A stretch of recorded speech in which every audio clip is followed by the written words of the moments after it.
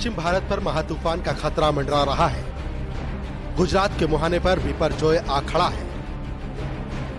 आने वाले कुछ घंटे गुजरात के लिए मुश्किल भरे रहने वाले हैं, क्योंकि महातूफान बिपरजॉय अपनी करीब 150 किलोमीटर प्रति घंटे की रफ्तार के साथ गुजरात की तरफ कूच कर चुका है।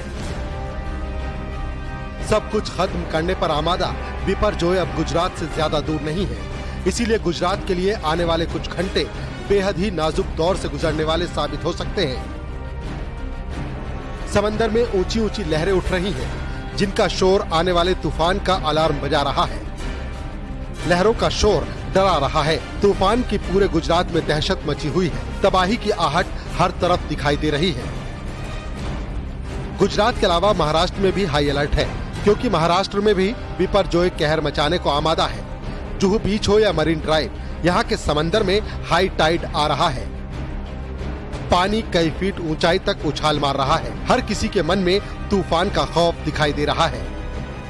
अब से कुछ घंटों बाद लैंडफॉल गुजरात के तट को हिट करेगा। कच्छ के जकाऊ पोर्ट से सबसे पहले टकराएगा, जिससे भारी नुकसान की आशंका जताई जा रही है। ऐसे में यहाँ कुछ इलाकों में आंधी तूफान के साथ तेज बारिश होने की संभावना है। इसके अलावा बाढ़ जैसे हालात की भी आशंका जताई जा रही है। तूफान से पहले ही गुजरात के कई हिस्सों में बारिश हो रही है।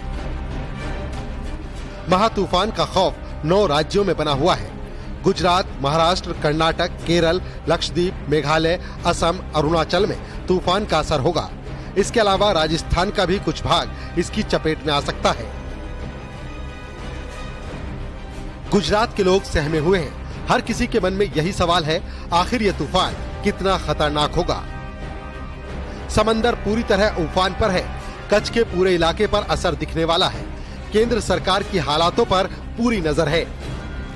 केंद्रीय मंत्रियों को अलग अलग राज्यों की जिम्मेदारी सौंपी गई है। वो हालातों पर नजर बनाए हुए हैं। सीधा मॉनिटरिंग हमारे प्रधानमंत्री श्री नरेंद्र मोदी जी कर रहे हैं। पीएमओ से पूरी घटनाक्रम पर बारीकी से ऑब्जर्वेशन किया जा रहा है। भारत सरकार, गुजरात सरकार और स्थानीय इकाई तीनों मिलकर इस संकट का सामना करने की सतर्कता और सावधानी बरत रहे हैं।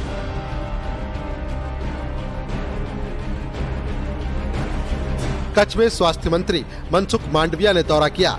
यहाँ शेल्टर होम में लोगों को लाया गया है। वहाँ लोगों से मिलकर हर मदद का आश्वासन दिया गया। द्वारका में भी यही हाल है। यहाँ समंदर में भारी उफान है।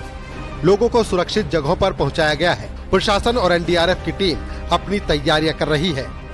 गुजरात में 400 राहत शिविर बनाए गए हैं। कच्छ में 27,000 लोगों को सुरक्षित ठिकानों पर पहुँचाया गया है। गुजरात के तटीय इलाकों के 80 से ज्यादा गाँव खाली कराए गए हैं। जो प्रशासन की टीम है, उन्होंने समंदर के तट पे 5 किलोमीटर में बसे हुए 38 गांव और समंदर तट से 10 किलोमीटर में बसे हुए 44 गांव, ये सभी गांवों में जो नीचान वाले क्षेत्र में जो घर बसे हुए हैं, जो खास तौर पे कच्चे मकान हैं, जिनके मकान छपरे से बने हुए हैं, ऐसे 4000 से ज़्यादा परिवारों को स्थलांतरित करने का काम पूर्ण हुआ है, जिसमें से 2200 परिवार सरकार द्वारा जो व्यवस्था की गई है वहाँ पे शिफ्ट किया गया है और उसके अलावा जो परिवार है उनके परिचितों के घर गए हैं। सौराष्ट्र और कच्छ समेत 8 जिलों के लिए ऑरेंज अलर्ट जारी किया गया है। गुजरात में जिन जगहों पर तूफान का खतरा मंडरा रहा है, उसमें कच्छ, मोरबी, जामनगर, राजकोट, सौराष्ट्र, जूनागढ़, पोरबंदर और द्वारका शामिल हैं। कोई चीज का दिक्कत नहीं है यहाँ पे हम लोग का।